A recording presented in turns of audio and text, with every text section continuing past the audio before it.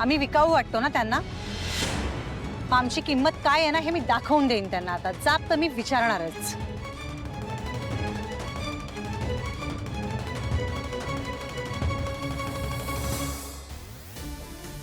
मूर्ख मुलगी, मला माझ्या मुलीला तुमच्या घरात येऊ द्यायचं नव्हतं,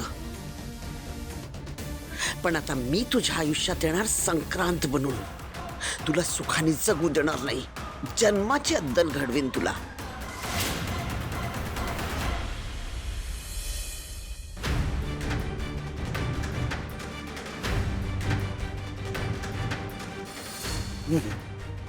काही कर आणि हे लग्न मोडतीस.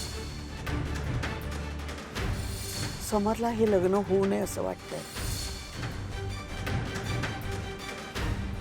हे बघ प्लीज आनंदी, आम्ही तुम्हाला पैसे, घर सगळं सगळं देऊ, पण प्लीज प्लीज हे लग्न मोडा.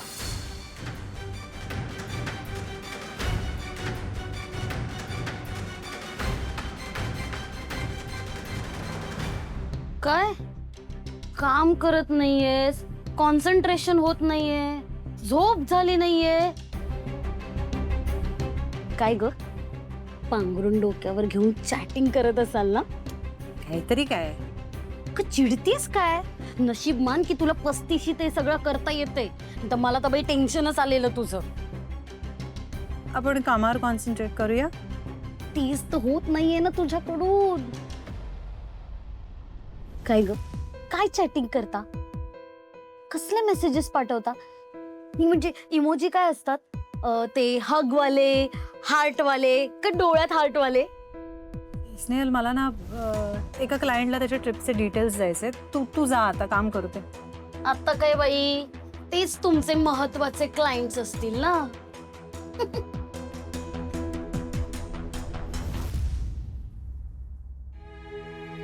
हाय नंदुताई, तू फोन रिसीव करत नव्हतीस म्हणून मी तुला हा व्हॉइस नोट पाठवतेय. मी तुला परत एकदा सॉरी म्हणायला हा व्हॉइस नोट केलाय. मी काल असं तुझ्याशी वागायला नको होतं.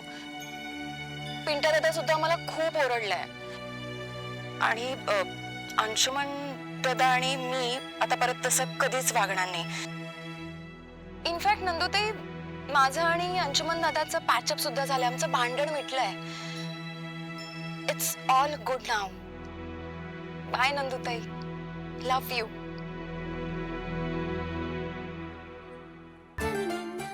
अगं नको काळजी करूस. It's okay. आपण भेटूया, लवकरच भेटूया. डोंट वरी. ठीक आहे? महत्वाचे क्लायंट्स.